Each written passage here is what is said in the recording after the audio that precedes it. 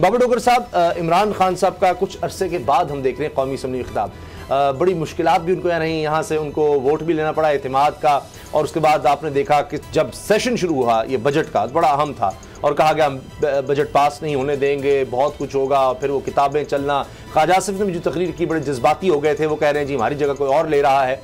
लेकिन बहरहाल इमरान खान साहब ने आज तकरीर की और अपना रोड मैप लगता है अगले 1.5-2 साल का उन्होंने दिया है।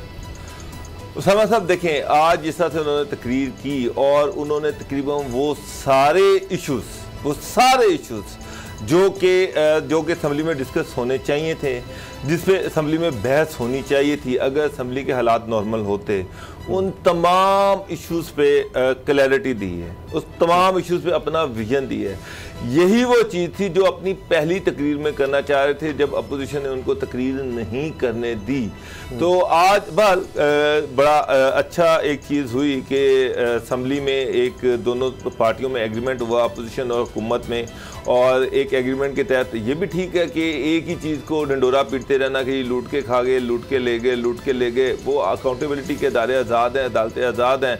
अगर किसी ने लूटा है, अगर किसी ने खाया तो वो अदारों में जाए भुगते, और जो गवर्नमेंट है उसको आगे चलना है, उसको पीछे नहीं चलना, आपने आगे चलना है, आपने आगे का विजन देना है। लोग आपकी तरफ देख रहे हैं, महंगाई है, बेरोजगारी है, बेतहाशा मसाइल हैं, उनके हल के लिए इमरान खान साहब लोग आपकी तरफ देख रहे हैं।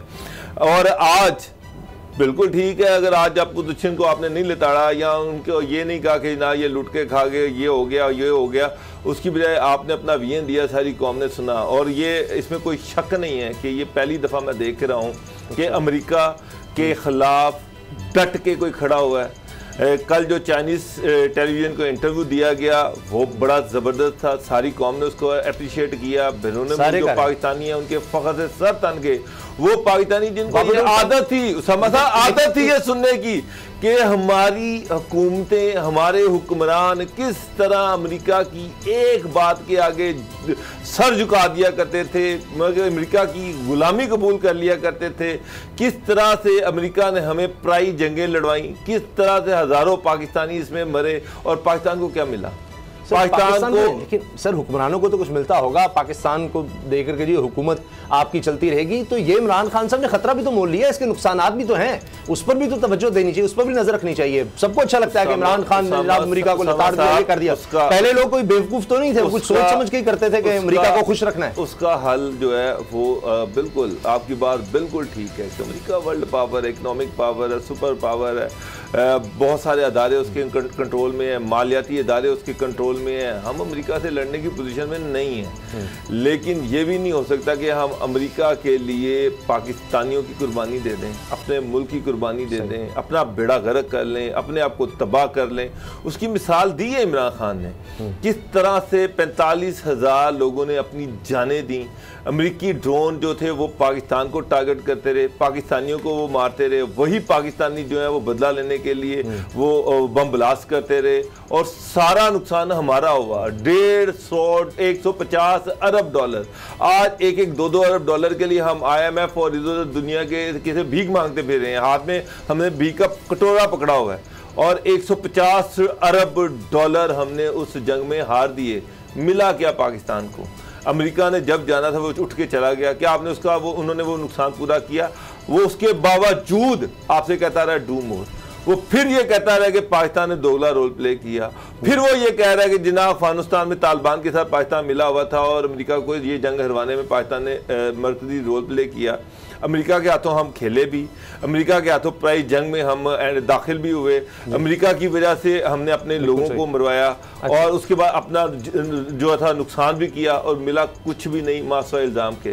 तो ये, और फिर चाइना के हवाले से ये कहना कि चाइना के खिलाफ क्वाड बने या कोई भी ऐसा इत्तेहाद बने, पाकिस्तान उस इत्तेहाद का हिस्सा नहीं होगा, ये बहुत बड़ा स्टैंड है उसामा साहब। यकीन आप देखें कि किस तरह से पूरा west, America, NATO, India, Quad, ये सारे जो है इस टाइम इनका वाहद फोकस है चाइना, और हम डट के चाइना के साथ खड़े हुए हैं। ठीक है। चाइना जो है, अब चाइना को भी इस सूरत हाल का दराक करना चाहिए। चाइना हमारी ये मदद करता रहा है। चाइना के साथ पाकिस्तान के ताल्लुकात बहुत गहरे हैं, लेकिन आने वाले जो दिन है, आने वाला जो टाइम है, वो पाकिस्तान के लिए बड़ा मुश्किल टाइम हो जाएगा। अब इम्तहान चाइना का है। पाकिस्तान तो उस इम्तहान में डट के खड़ा हुआ है। अब इम्तहान चाइना का है, जिसकी 2000 अरब डॉलर से ज़्यादा बड़ी इकोनॉमी है, कि वो पाकिस्तान का कितना साथ देता है, हमें पाँव पे खड़ा करने के लिए हमारी कितनी मदद करता है। ये इम्तहान चाइना का है। पाकिस्तान तो अपना रोल जो है वो प्ले कर रहा है। इमरान खान बड़ी निडर तरीके से, बड़ी बहादुरी से खड़े हुए हैं, डट के खड़े हुए हैं। असद खान साहब, एक मिसाल ये भी दी जाती है कि CIA का सरबराह पाकिस्तान आता है सीक्रेट मिशन पर, इमरान खान मिलते नहीं, तो इस पर भी एतराज़ किया गया अमेरिका की तरफ से कि आपने बताया क्यों? अगर आपने नहीं मिलना था पहले तो ये बेइज्जती की थे। इस तरह की माजी मुलाकातें जो हैं उसका बताया भी नहीं जाता था। तो अब अमेरिका तो गुस्से में आ चुका है, इसमें तो कोई शक नहीं, कोई शक व शुबा नहीं है। मोईद यूसुफ साहब के बयान से नज़र आता है कि जी अगर जो बाइडन को नहीं फ़ोन करना है, यहाँ भी कोई इंतज़ार नहीं कर रहा, और अगर डू मोरी कहना है तो फिर फ़ोन ना करें, ये सब बातें। लेकिन क्या पाकिस्तान ये सब कुछ अफोर्ड कर सकता है? अंदरूनी हालात आप देखें, अभी भी पाकिस्तान की सबसे ज़्यादा एक्सपोर्ट्स अमेरिका को हैं, और फिर मैंने खुद देखा है, तज्ज़ियाकार हर तरफ लिखा भी जा रहा है, बोल भी रहे हैं कि जी माजी में अमेरिका के ख़िलाफ़ जो भी खड़ा हुआ है ना, अमेरिका ने उसको फिर हटा दिया है। चाहे वो कोई मुल्क होता है, चाहे किसी मुल्क का हुक्मरान होता है, वो उसको छोड़ते नहीं है। तो ये अब क्या अपोजिशन इमरान खान साहब का साथ देगी कि यहाँ पर कोई इस्लाहात लाई जाए, मुल्क को बेहतर तरीके से, यानी इकोनॉमिक स्टेबिलिटी हो और पॉलिटिकल स्टेबिलिटी हो, तभी मुल्क आगे बढ़ सकता है? वरना एक्सटर्नली तो प्रेशर आप पर बढ़ रहा है, अमेरिका हो, भारत हो, ये तो आप पर, और अफगान हुकूमत उधर से, ये तो आप पर अब दबाव बहुत ज़्यादा बढ़ाने वाले हैं। देखिए उसामा साहब, अमेरिका का ये मसला है कि उसने अपना मफाद जो है हमेशा आगे रखा है। पाकिस्तान जो रियासत है उसको भी अपना मफाद आगे रखना चाहिए। ये जो कह रहे हैं कि लोग डरा रहे हैं इमरान खान साहब को, जिसने अमेरिका का सामना किया, आज बिलावल भुट्टो जरदारी भी वो उसी हवाले से बात कर रहे थे कि आपको इबरत का निशान बना दिया जाएगा। बेसिकली वो हेनरी किसिंजर जो थे अमेरिकी वज़ीर ख़ारजा, उनका जो भुट्टो को जुमला था ना कि आपको हम इबरत का निशान बना देंगे। तो अब ये मामला जो है, अब मुझे बताएं कि अफ़गानिस्तान से जो अमेरिकी फ़ौज का इनखला हो रहा है, अमेरिका इस वक्त ये सोच रहा है कि पाकिस्तान ने तो कह दिया, इनकार कर दिया, अब अमेरिका का बस नहीं चल रहा, उसको मतलब उसको समझ नहीं आ रही कि उसकी बहुत बेइज्जती हो गई है। जिस तरह आप कह रहे हैं कि डायरेक्टर जो CIA के सरबराह हैं वो आए हैं पाकिस्तान, एक तो इमरान खान साहब उनसे मिले भी नहीं, और दूसरा ये सफारती नॉर्म के भी खिलाफ होता है, दूसरा उनकी बेइज्जती भी कर दी कि मैंने जानबूझ के नहीं मिला, वरना उसको खुफिया भी रखा जा सकता था। बहरहाल एक बात उन्होंने कर दी। दूसरी बात यह है कि अमरीकी हुकाम को डायरेक्टली ये बिल्कुल कैटेगोरिकली इनकार कर देना कि हम किसी सूरत कोई अड्डे नहीं देंगे और एब्सोल्युटली नॉट कह दिया, ये भी वो कभी एक्सपेक्ट उन्होंने किया। अब अमेरिका ये चाह रहा है, परेशान हो गया सुनकर, अमेरिका ये चाह रहा है कि पाकिस्तान को दबाव में लाने के लिए और चाइना जो है उसको कमज़ोर करने के लिए वो अपनी स्ट्रेटजी बना रहा है। वो चाहता है कि अफ़गानिस्तान से निकलते हुए या उससे पहले इस तरह के हालात बना दिए जाएं, एक तरफ से अफ़गान जो हुकूमत है जो भी हो, या अफ़गान जो वहाँ पे तंजीमें हैं उनको पाकिस्तान से उलझाया जाए, दूसरी तरफ भारत से, ना सिर्फ पाकिस्तान से बल्कि चाइना और भारत, यानी भारत को चाइना से लड़ाया जाए और भारत को पाकिस्तान से लड़ाया जाए।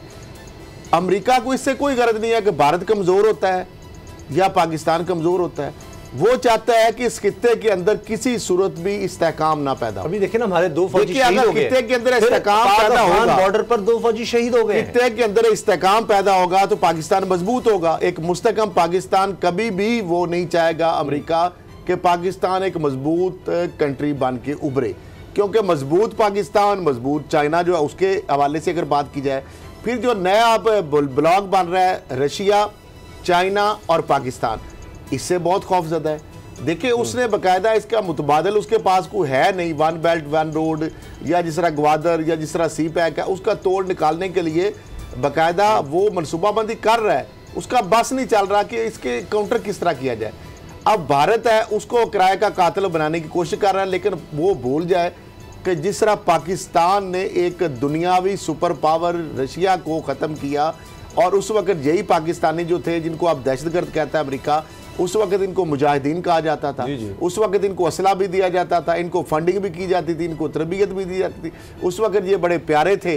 लेकिन जब अपना मकसद निकला आपको पता है हिलरी क्लिंटन ने बकायदा तस्लीम किया कि हमने पाकिस्तान के साथ बहुत ज्यादती की कि जब हम निकले उसके बाद हमने तो पीछे मुड़कर नहीं देखा। तो अब भी मामला ये है, अमेरिका से अगर ये को एक्सपेक्ट कर रहा है कि वो पीछे मुड़कर देखेगा, वो चाहेगा कि पीछे मुड़कर देखे तो हर तरफ तबाही नजर आए। वो कभी भी यहाँ पे पीस छोड़ के नहीं जाएगा।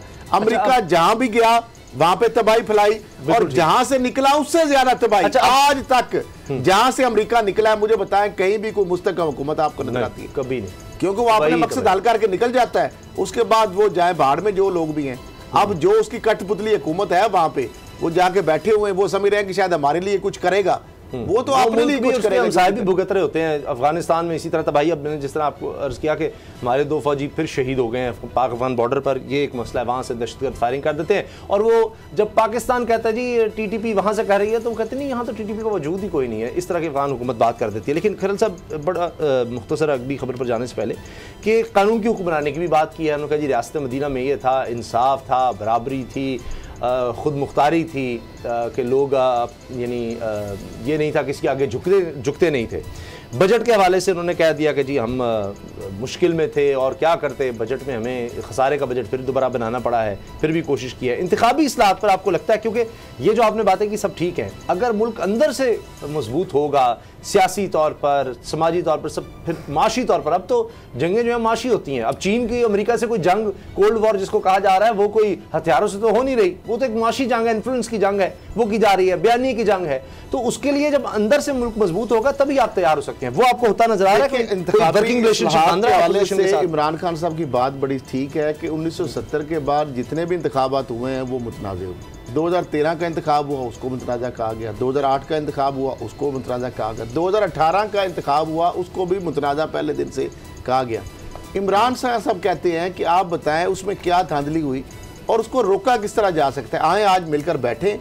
अब मामला ये है कि बिलावल भुट्टो जरदारी साहब भी कह रहे हैं कि अकेले अपोजिशन तो नहीं रिफॉर्म कर सकती, शहबाज शरीफ भी यही कह रहे हैं। लेकिन जब तक ये सारे मिलकर, एक तरफ ये इमरान खान साहब दावत दे रहे हैं, दूसरी तरफ बिल पास होकर चला भी गया कौमी असम्बली से, अब वो पहुंचा हुआ सेनेट में।